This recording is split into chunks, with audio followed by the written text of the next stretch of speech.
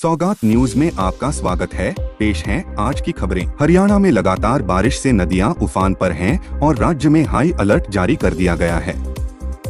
यमुना, घग्गर और मारकंडा समेत कई नदियां खतरे के निशान पर बह रही हैं। मौसम विभाग ने 18 जिलों में ऑरेंज अलर्ट और हिसार, फतेहाबाद, कैथल और सिरसा में येलो अलर्ट घोषित किया है। हालात को देखते हुए सरकार ने पुलिस और प्रशासनिक कर्मचारियों की छुट्टियां रद्द कर दी हैं और सभी को मुख्यालय पर मौजूद रहने के निर्देश दिए गए हैं। भारी बारिश और जलभराव से करीब 40,000 किसानों की 2.5 लाख एकड़ से ज्यादा फसलें प्रभावित हुई हैं। इस बीच मुख्यमंत्री कार्यालय लगातार हालात पर नजर रखे हुए है और जिलों में कंट्रोल रूम सक्रिय कर दिए गए हैं। सरकार का कहना है कि फिलहाल स्थिति नियंत्रण में है और सभी अधिकारी राहत व बचाव कार्य के लिए चौकन्ने हैं। पंचकूला में भारी बारिश से हालात बिगड़ गए हैं।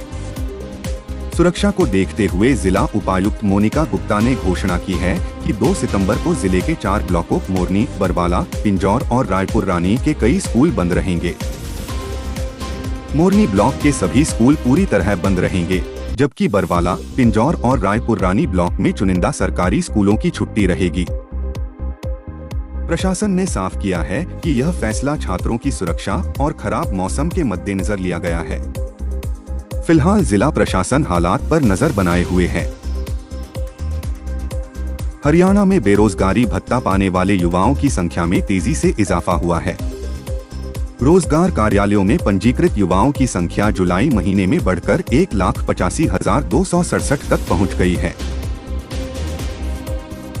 सबसे ज्यादा फायदा जींद जिले के युवाओं को मिला, जहां करीब 25,000 युवाओं को भत्ता दिया गया। वहीं सबसे कम संख्या फरीदाबाद और गुरुग्राम जिलों में रही। योजना के तहत 12वीं पास युवाओं को 1,200 रुपए, स्नातक को 2,000 रुपए और परास्नातक को 3,500 रुपए प्रतिमाह भत्ता दिया जा रहा है। सरकार का कहना है कि यह योजना युवाओं तक तेजी से पहुंच रही है। हालांकि विपक्ष का आरोप है कि युवाओं को रोजगार नहीं, सिर्फ भत्ते का लालच दिया जा रहा है। कालका शिमला रेल मार्ग पर भारी बारिश और भूस्खलन से हालात बिगड़ गए हैं। सुरक्षा को देखते हुए रेलवे विभाग ने 5 सितंबर तक सभी टॉय ट्रेनों का संचालन बंद कर दिया है। पहले सिर्फ सोमवार के लिए ट्रेनों को रद्द किया गया था, लेकिन लगातार हो रहे भूस्खलन के चलते यह रोक बढ़ा दी गई। कई जगहों पर ट्रैक पर मलबा गिरा, जिसकी वजह से सुबह रवाना हुई एक टॉय ट्रेन को बीच रास्ते में रोकना पड़ा। रेलवे कर्मचारी मलबा हटाने में जुटे हैं, लेकिन भारी बारिश के कारण राहत कार्य भी धीमे पड़ रहे हैं। यात्रियों को फिलहाल टिकट का रिफंड दिया जा रहा है। रेलवे विभाग का कहना है कि हालात सुधरने के बाद ही ट्रेनों को दोबारा शुरू किया जाएगा। अंबाला के ठोल गांव में रविवार रात बड़ा सड़क हादसा हो गया। जींद से पंचकूला जा रही हरियाणा रोडवेज की बस ओवरटेक करने की कोशिश में अनियंत्रित होकर खदान में पलट गई। इस हादसे में करीब 15 यात्री घायल हो गए। अचानक हुए हादसे से बस में सवार लोगों में चीख पुकार मच गई। कई यात्रियों ने खिड़कियों के शीशे तोड़कर अपनी जान बचाई। स्थानीय ग्रामीणों ने तुरंत मौके पर पहुंचकर घायलों को बाहर निकाला और अस्पताल पहुंचाने में मदद की। घायलों को अंबाला के ट्रॉमा सेंटर और नजदीकी अस्पतालों में भर्ती कराया गया है। पुलिस ने मामला दर्ज कर जांच शुरू कर दी है। फिलहाल राहत की बात यह है कि सभी यात्री खतरे से बाहर बताए जा रहे हैं। हरियाणा के पानीपत की इंदिरा विहार कॉलोनी में एक युवती ने फांसी लगाकर आत्महत्या कर ली। जानकारी के अनुसार उसका 5 साल पहले निकाह हुआ था, लेकिन मां न बन पाने की वजह से पति ने उसे तलाक दे दिया था। तलाक के बाद से ही युवती मानसिक रूप से परेशान रहती थी और दूसरा निकाह करने से भी इनकार कर दिया था। परिजनों का कहना है कि वह लंबे समय से अवसाद में थी। शनिवार रात पड़ोसियों ने उसे फंदे पर लटकता देखा और तुरंत पुलिस को सूचना दी। पुलिस ने शव को पोस्टमार्टम के लिए भेज दिया है और अब मामले की जांच की जा रही है। हरियाणा के पानीपत जिले में एक दिल दहला देने वाली घटना सामने आई है। किला थाना क्षेत्र की एक कॉलोनी में रहने वाली 15 साल की किशोरी 15 दिन पहले अचानक लापता हो गई थी। परिवार ने पड़ोस के युवक अजय पर लड़की के गायब होने का शक जताया। पुलिस जांच में किशोरी की लोकेशन सफीदो मिली, जहां परिचित के घर से उसे बरामद किया गया। पुलिस ने बताया कि आरोपी अजय ने किशोरी को रेलवे स्टेशन से बहला फुसलाकर अपने साथ सफीदो ले गया और उसके साथ दुष्कर्म किया। मेडिकल रिपोर्ट में भी दुष्कर्म की पुष्टि हुई है। फिलहाल पुलिस ने आरोपी को गिरफ्तार कर लिया है और पॉक्सो एक्ट के तहत केस दर्ज करके मामले की छानबीन शुरू कर दी है। पुलिस अधिकारी श्रीनिवास के मुताबिक किशोरी को सुरक्षित बरामद कर लिया गया है और आरोपी को सख्त कार्रवाई का सामना करना पड़ेगा। इस घटना को लेकर स्थानीय लोगों में गहरी चिंता है। हरियाणा के ढिगावा मंडी क्षेत्र की अध्यापिका मनीषा की रहस्यमयी मौत की जांच अब सीबीआई करेगी। मुख्यमंत्री नायब सिंह सैनी ने इस केस को सीबीआई को सौंपने की घोषणा की थी। परिजनों का कहना है कि सीबीआई अधिकारी ने उनसे संपर्क किया है और जल्द ही जांच शुरू होगी। बता दें, मनीषा 11 अगस्त को घर से स्कूल गई थी, लेकिन वापस नहीं लौटी। 13 अगस्त को उनका शव बरामद हुआ और पुलिस ने हत्या का मामला दर्ज किया। इस दौरान मनीषा के शव का 3 बार पोस्टमार्टम हुआ, भिवानी, रोहतक और दिल्ली एम्स में। पुलिस ने कई लोगों से पूछताछ भी की है।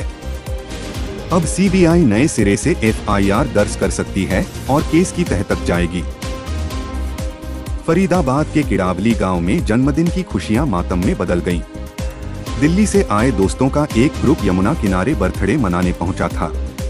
इसी दौरान पैर फिसलने से आयुष और धर्मेंद्र नाम के 2 युवक नदी में डूब गए।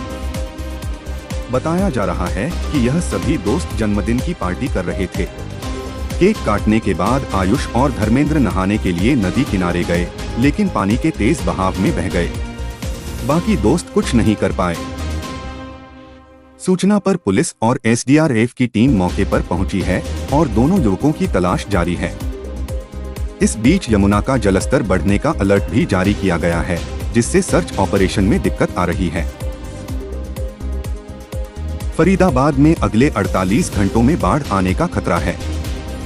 हथनी कुंड बैराज से 2 लाख से ज्यादा क्यूसेक पानी छोड़े जाने के बाद यमुना का जलस्तर लगातार बढ़ रहा है। प्रशासन ने यमुना किनारे के गांवों में अलर्ट जारी कर दिया है और लोगों को सुरक्षित स्थानों और सहायता शिविरों में जाने की अपील की है। हालात को देखते हुए सभी अधिकारियों और कर्मचारियों की छुट्टियां रद्द कर दी गई हैं। उन्हें मुख्यालय छोड़ने पर रोक लगा दी गई है। बाढ़ की आशंका को देखते हुए निचले इलाकों में बचाव कार्य शुरू कर दिए गए हैं और सड़कों व बांधों को मजबूत करने का काम जारी है। प्रशासन का कहना है कि हालात पर पूरी तरह नजर रखी जा रही है। फतेहाबाद के जाखल इलाके में एक कार पानी से भरे गड्ढे में गिर गई। इस हादसे में 20 वर्षीय युवक अमन की डूबने से मौत हो गई, जबकि कार में सवार 3 महिलाओं और एक बच्चे की जान पुलिस ने बचा ली। जानकारी के मुताबिक बारिश से सड़क पर पानी भरा था। सामने से आती गाड़ी के छींटे शीशे पर पड़ने से अमन का संतुलन बिगड़ गया और कार गहरे गड्ढे में जा गिरी।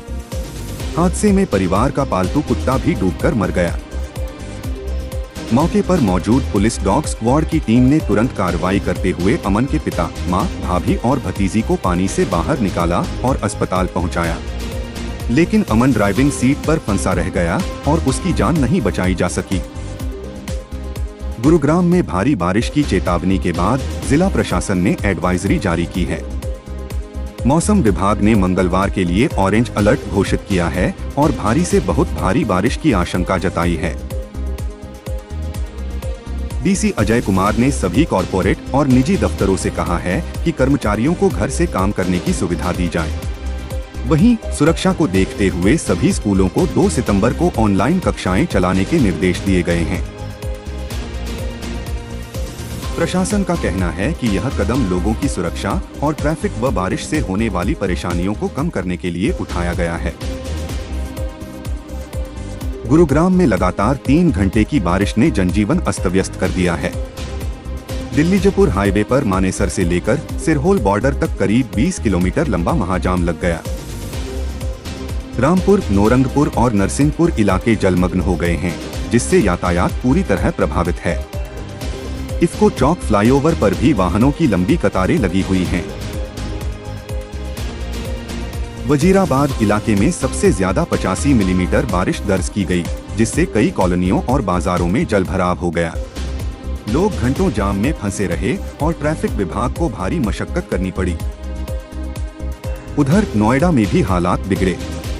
ऑफिस आवर्स के दौरान सेक्टर 16A से ग्रेटर नोएडा जाने वाले मार्ग पर कई किलोमीटर लंबा जाम लग गया। बारिश के चलते लोगों को वैकल्पिक रास्तों की सलाह दी जा रही है। दिल्ली, NCR और हरियाणा में मानसून फिलहाल पूरी तरह सक्रिय है। मौसम विभाग के अनुसार सितंबर के पहले हफ्ते तक लगातार बारिश होती रहेगी। नारनौल में 17.5 मिलीमीटर बारिश दर्ज की गई है और अगले कुछ दिनों के लिए ऑरेंज अलर्ट जारी किया गया है। विशेषज्ञों का कहना है कि बंगाल की खाड़ी और पश्चिमी विक्षोभ के कारण मानसून की गतिविधियां तेज बनी हुई हैं। इस दौरान कई जिलों में भारी बारिश की संभावना है। लोगों को घरों में सुरक्षित रहने, पेड़ों के नीचे शरण न लेने और इलेक्ट्रॉनिक उपकरणों को प्लग से निकालने की सलाह दी गई है। मौसम विभाग का कहना है कि 4 सितंबर तक पूरे NCR और हरियाणा पर मानसून का असर साफ दिखेगा। नूंह जिले के एक गांव में 15 वर्षीय नाबालिग लड़की से छेड़छाड़ का मामला सामने आया है। परिवार ने पुलिस में शिकायत दर्ज कराई, लेकिन आरोपित अभी तक खुलेआम घूम रहा है। आरोप है कि आरोपी दबंग परिवार से ताल्लुक रखता है और इसी वजह से गिरफ्तारी नहीं हो रही। पीड़िता ने साफ चेतावनी दी है कि अगर जल्द न्याय नहीं मिला तो वह आत्मदाह करने को मजबूर होगी। परिवार का कहना है कि घटना 24 अगस्त को हुई थी और पास्को एक्ट के तहत मुकदमा भी दर्ज हो चुका है। इसके बावजूद 4 दिन बाद भी गिरफ्तारी नहीं होना पुलिस की कार्यशैली पर सवाल खड़े कर रहा है। वहीं महिला जांच अधिकारी का कहना है कि मामले की जांच जारी है और आरोपी को जल्द ही गिरफ्तार कर लिया जाएगा। हरियाणा के रोहतक जिले के सांपला थाना क्षेत्र के एक गांव में 10वीं कक्षा की छात्रा के साथ रेप का मामला सामने आया है। जानकारी के मुताबिक छात्रा पड़ोस की दुकान पर सामान लेने गई थी, जहां गांव का ही युवक मिला। आरोपी युवक ने बच्ची को बहला फुसलाकर अपने साथ ले गया और उसके साथ दुष्कर्म किया। घटना की जानकारी उस वक्त हुई जब बच्ची ने घर लौटकर परिजनों को आपबीती सुनाई। इसके बाद पीड़िता की मां ने पुलिस को शिकायत दी। पुलिस ने घटनास्थल पर पहुंचकर आरोपी के खिलाफ केस दर्ज कर लिया है और जांच शुरू कर दी है। पुलिस मामले की हर पहलू पर बारीकी से जांच कर रही है। स्थानीय लोगों में घटना को लेकर आक्रोश है और सभी पीड़िता को न्याय दिलाने की मांग कर रहे हैं। पूरी घटना ने इलाके में चिंता का माहौल पैदा कर दिया है। सोनीपत नगर निगम में सफाई का ठेका खत्म होने से कर्मचारियों की नौकरी पर संकट खड़ा हो गया है। सोमवार को सफाई कर्मचारियों ने निगम कार्यालय के बाहर धरना दिया और नारेबाजी की। कर्मचारियों की मांग है कि ठेका बढ़ाया जाए और नौकरी की सुरक्षा सुनिश्चित की जाए। नई नौकरी सुरक्षा नीति के तहत बहुत कम कर्मचारियों को पात्र माना जा रहा है, जिससे उनमें नाराजगी है। यूनियन का कहना है कि अगर जल्द स्थिति स्पष्ट नहीं हुई तो वे आंदोलन करेंगे। फिलहाल हड़ताल के पहले दिन शहर की सफाई व्यवस्था थोड़ी प्रभावित हुई, लेकिन अगर हड़ताल लंबी चली तो संकट और गहराने की आशंका है। सिरसा के बनवाला गांव में 28 साल के युवक पवन कुमार की सांप के काटने से मौत हो गई। खेत में काम करते समय सांप ने उसे काटा था, लेकिन पवन ने परिवार को बताए बिना झाड़-फूंक से इलाज कराना शुरू कर दिया। लगातार हालत बिगड़ने पर उसे अस्पताल में भर्ती कराया गया, जहां इलाज के दौरान उसकी मौत हो गई। पुलिस ने मामले की जांच शुरू कर दी है। डॉक्टरों का कहना है कि सांप काटने की स्थिति में तुरंत मेडिकल ट्रीटमेंट लेना जरूरी है, वरना जान का खतरा बढ़ जाता है। यमुनानगर में भारी बारिश से यमुना नदी का जलस्तर खतरनाक स्तर पर पहुंच गया है। नदी का बहाव 3,29,000 क्यूसेक से ऊपर चला गया, जिसके बाद सिंचाई विभाग ने फ्लड घोषित कर अलर्ट जारी कर दिया। तटबंध टूटने से यमुनानगर के 10 गांवों में पानी भर गया है। करीब 50 गांवों की 50,000 एकड़ फसल डूब गई है। वहीं कई जगह सुरक्षा दीवारों में दरारें आने से खतरा और बढ़ गया है। यमुनानगर, करनाल और पानीपत में हजारों एकड़ फसल प्रभावित हुई है और कई स्कूलों में छुट्टियां घोषित कर दी गई हैं। कर्मचारियों की छुट्टियां भी रद्द कर दी गई हैं। अधिकारियों का कहना है कि स्थिति पर लगातार नजर रखी जा रही है, लेकिन अगले 48 घंटे में यह पानी दिल्ली तक पहुंच सकता है। आज के समाचार में बस इतना ही। देखते रहें सौगात न्यूज।